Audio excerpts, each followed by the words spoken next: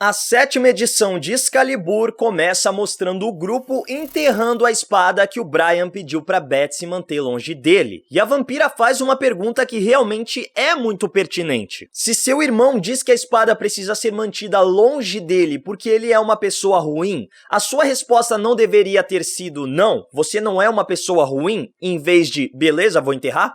Mas a Capitã Britânia diz que a Morgana mexeu com a mente do Brian e ele precisa de um tempo para reorganizar as ideias, mas agora ela tem que ir pro Otherworld já que tem outro irmão para cuidar. Chegando em Camelot, o Jaime a recebe com o que ele faz de melhor: encher o saco. A Betsy perde a paciência e diz que precisa conversar com o Apocalipse, o que o Jaime proporciona ao abrir um buraco no chão e mandá-la direto para a biblioteca, onde Ensabanur compartilha seus conhecimentos com o Êxodos. A Betsy estranha a presença dele ali, mas o Apocalipse diz que agora o Otherworld faz parte dos domínios de Krakoa, então qualquer mutante tem permissão para adentrar o reino. Mas a Betsy diz para ele não se enganar, é claro, ela é uma mutante, tá do lado das leis de Krakoa, mas acima de tudo, ela também é a Capitã Britânia, então ela tem um dever com Camelot, e se o Apocalipse agir de maneira estranha, ela não vai hesitar em detê-lo. Mas aparentemente o Apocalipse realmente abre o jogo pra ela e mostra que tá procurando uma maneira dos mutantes criarem sua própria magia,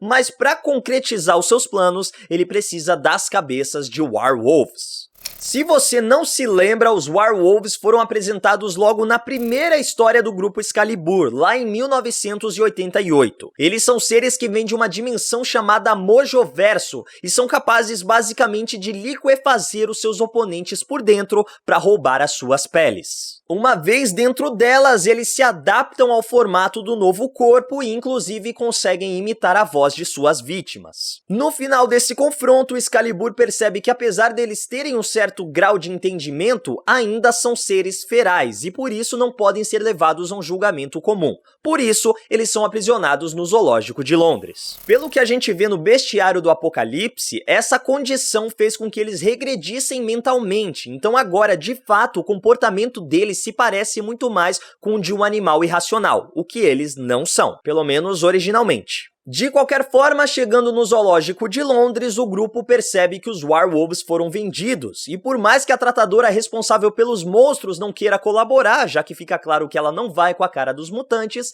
eles descobrem que o comprador foi ninguém menos que Cullen Bloodstone, um dos personagens de destaque da saga Avengers Arena de 2012, aquela saga que colocou um monte de adolescente pra brigar no melhor estilo Jogos Vorazes. Aqui ele tá bem mais velho, mas o seu espírito de caça continua o mesmo. Ele inclusive diz que pretende se livrar dos Warwolves, mas se ofende quando Pete Wisdom se propõe a comprar as cabeças dos animais. Se eles realmente querem os Warwolves, eles terão de merecê-los. E assim os mutantes são convidados para uma caçada ao melhor estilo caça-raposa britânico, mas com gatos farejadores em vez dos famosos cães de caça. É dada a largada e os mutantes tentam decidir qual a melhor abordagem para encontrar os Warwolves, trabalhando em conjunto ou se separando. É então que o Gambit avista uma garota, e é claro que ele não resiste a uma donzela em perigo. Acontece que quem acaba em perigo é ele, já que essa mulher foi uma das vítimas dos Warwolves, que surpreende o Gambit, mas é salvo pela Capitã Britânia. O grupo continua focado no jogo e a vampira basicamente derrete um dos Warwolves ao usar os seus poderes nele, mas isso acontece bem na frente do Cullen, que fica furioso ao perceber que os mutantes estão usando as suas habilidades na caçada. Agora, o que ele queria? Que os mutantes matassem os Warwolves na mão, no melhor estilo Conan o Bárbaro? Ele não forneceu nenhuma arma para os seus convidados e não estabeleceu nenhuma regra. Por que reclamar disso agora? De qualquer forma, nós vimos que o Cullen realmente não gostou dessa atitude dos mutantes, já que agora estabeleceu uma nova regra. Os convidados caçam os Warwolves, enquanto ele e o seu parasita caçam os mutantes. E assim termina a 7ª edição de Excalibur. Apesar de não ser muito conhecido, o Cullen é descendente da famosa família Bloodstone, que são notórios caçadores de monstros dentro do universo Marvel. É justamente por isso que ele ainda mantém essa tradição de caçada. Só que quando era pequeno, seu pai o levou para outra dimensão, onde ele teria que lutar pela sua vida para provar ser digno da linhagem Bloodstone. Acontece que o que era para ser um teste de uma noite de sobrevivência acabou se transformando em 2 anos, já que o pai do Cullen morreu e não conseguiu voltar para tirar ele de lá. Eventualmente ele conseguiu retornar para sua própria realidade, mas estava infectado por um Glartrox, um parasita que se alimenta dos sentimentos negativos do seu hospedeiro para ficar mais forte. Para impedir que esse parasita assuma o controle do seu corpo, ele utiliza o anel Bloodstone, que além de protegê-lo do Glartrox, também lhe garante habilidades sobre-humanas, como força e sentidos aprimorados e fator de cura acelerado. E agora ele tá caçando os mutantes. É uma reviravolta inesperada porque por mais que o Cullen tenha sido retratado de maneira bizarra durante toda essa história, ele nunca foi mostrado como um vilão. Por mais que ele tenha um parasita monstruoso vivendo dentro de si, ele sempre esteve do lado dos heróis. Mas pelo que dá pra perceber, ele tá agindo mais com medo dos mutantes. Mas calma que a gente já chega nessa parte. A 8ª edição de Excalibur começa mostrando os mutantes enfrentando o Cullen, o que acaba assustando até os Warwolves. Eventualmente o grupo consegue conter o Bloodstone, que se recompõe e diz que eles precisam conversar, e para isso propõe um banquete. Agora sim, ele define as regras e diz que não usará os seus poderes nem ficará contra os mutantes caso eles também não usem as suas habilidades. Mas diz que não tá se sentindo muito bem e manda todo mundo pros quartos para a caçada continuar no dia seguinte. À noite, sem conseguir dormir, o Rictor decide dar uma volta ao ar livre, mas se depara com o Cullen se comunicando com o Pacto Acaba. Como eu falei anteriormente, ele não tá confortável em trabalhar ao lado do Excalibur e prefere ter a proteção arcana do Pacto Acaba. O Pacto, inclusive, continua trabalhando para sujar a reputação da Capitã Britânia, espalhando comunicados por toda Londres dizendo como não é confiável ter uma Capitã Britânia que também é uma mutante.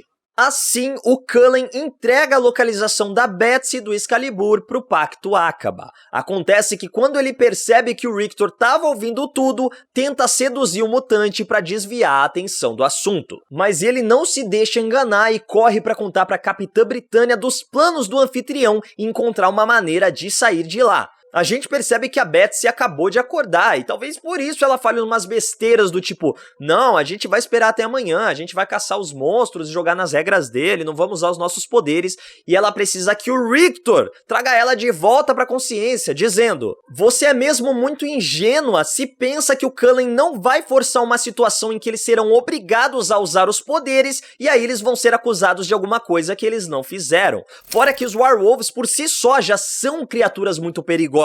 Então eles precisam lutar contra elas com todas as suas habilidades. Só aí a Capitã Britânia cai na real. E isso é uma coisa que tá me incomodando. A Betsy é a nova Capitã Britânia. Ela é a defensora do Reino Unido e do Otherworld. Mas ela tá muito reativa, ela tá muito apagada. Ela só age quando as coisas chegam na mão dela. O Brian fala pra ela se livrar da espada, ela vai lá e se livra dela. O Apocalipse diz que precisa das cabeças dos Warwolves, a Betsy vai atrás. O Cullen diz pra eles caçarem Warwolves e uma caçada no meio da floresta sem usar os poderes e ela aceita. Poxa, esses monstros aí já mataram pessoas durante a caçada. No momento que eles percebem que aquela primeira garota foi uma vítima dos Warwolves, ela tinha que parar tudo e falar: eu como Capitã Britânia, tô vendo que isso aqui representa um perigo pra nação. Não posso deixar isso aqui continuar. Mas não, ela continua no joguinho do Cullen. Enfim, o grupo se reúne naquela hora mesmo e resolve traçar uma estratégia pra encontrar os Warwolves. Inclusive, a vampira que sugou o poder de um deles se transforma num dos monstros pra pensar como eles e encontrá-los mais facilmente. Mas é claro que isso atrai a atenção do Cullen, que fica furioso ao ver os mutantes usando seus poderes. Nós vemos o grupo conseguindo mais alguns crânios quando o Gambit surge desesperado dizendo que tem alguma coisa atrás dele. A princípio, os mutantes pensam que se trata de outro Warwolf, mas logo eles percebem que é o Cullen dominado pelo seu Glartrox. A sorte é que a vampira, na forma de um Warwolf, consegue nocautear o parasita, e assim eles recuperam o último crânio que estava com o Cullen. Quer dizer, não é bem o último crânio. Por alguma razão, o Gambit decidiu bisbilhotar uma moita que tinha ali atrás, e eles encontraram algo que eles não conseguem matar. Eles ficam encarando e falando: isso é um problema. E agora? O que a gente vai fazer? Mas a Betsy diz que sabe de um lugar onde eles podem levar aquilo. Sim, os Warwolves procriaram e agora nós temos um bebê Warwolf em Krakoa. o que deixa o Apocalipse bolado. Essa cena é muito engraçada, o Apocalipse olhando ali pro bebê e dizendo que solicitou a erradicação de toda a espécie, que ele precisa de todos os crânios de todos os werewolves restantes pra magia funcionar. Mas a Betsy diz que ele vai ter que fazer funcionar mesmo sem o crânio do filhote. Ele sempre foi muito bom em se adaptar a diversas situações, vai ter que se adaptar a mais essa também. Por fim, o Apocalipse reconhece que a Misericórdia também tem o seu poder e diz que pode dar um jeito de fazer as coisas acontecerem. A história termina com a Betsy deixando o filhote sob os cuidados da Rachel Summers, já que ela foi a pessoa que mais teve contato com os werewolves e pode ser a que melhor saiba como cuidar dele. Isso porque naquela história de 1988, quando os werewolves foram apresentados, a Rachel era a protagonista da trama, e por isso os outros mutantes que apareceram na história, na verdade eram werewolves disfarçados como os X-Men que ela teve de enfrentar. É por isso que ela é a pessoa que mais teve contato com os werewolves. O papel da Rachel como babá do monstrinho vai ser mostrado em X Factor e aí a gente vai ver como essa história termina. Apesar desse comportamento mais feral que nós vimos os werewolves tendo nessa história, como eu já comentei, eles são seres conscientes, então os mutantes acreditam que se eles crescerem num ambiente bondoso, se eles receberem um bom acompanhamento, eles podem se tornar seres bondosos. Será que isso realmente vai acontecer? Bom, eu confesso que achei essas duas últimas edições bem mais fracas. Ainda é muito interessante ver o Apocalipse trabalhando nessa questão da magia, o Gambit é um personagem muito divertido, a interação dele com a vampira é muito legal, tô gostando muito do modo como eles estão trabalhando o Rictor, ele tá ganhando mais destaque, ele realmente tá influenciando na trama. Só que eu achei que nós veríamos mais da Betsy reencontrando o seu lugar. Ela perdeu a identidade de Psylocke, ela ainda se sente deslocada, e eu achei que agora, como Capitã Britânia, ela teria mais destaque. Só que foi exatamente o contrário que aconteceu nessas duas últimas edições, ela perdeu força. Espero que o título consiga trabalhar um pouco mais disso, talvez voltando ainda mais pra fantasia, retornando pro Otherworld, ainda tem aquela questão da guerra que os Cavaleiros do Apocalipse originais estão travando lá, então tem muitas questões que podem ser trabalhadas. A Morgana, por exemplo. O Pacto Acaba continua trabalhando com força total. Será que de alguma forma eles vão encontrar uma solução pra trazer ela de volta? Será que de alguma maneira ela já tinha previsto que podia ser derrotada e conseguiu espalhar sua magia de alguma maneira? Vamos descobrir em Excalibur 9. Essas foram as minhas impressões das duas últimas edições da revista. Comenta aí embaixo o que você tá achando, se ainda é o seu título favorito do Alvorecer do X, e aproveita para seguir a Legião dos Heróis nas nossas redes sociais. Me segue lá no Instagram também, @MaiDanaLH. É isso, legionários, e que a força esteja com vocês. Mas aparentemente se abre o jogo e por isso não podem ser levados a um julgamento. Só que em vez dos famosos cães carejadores, quem acaba em perigo é ele, que é salvo pela Capitã Britânica. Ai, velho, faltou um pedacinho, eu vou regravar. Se os... Foi! Uou!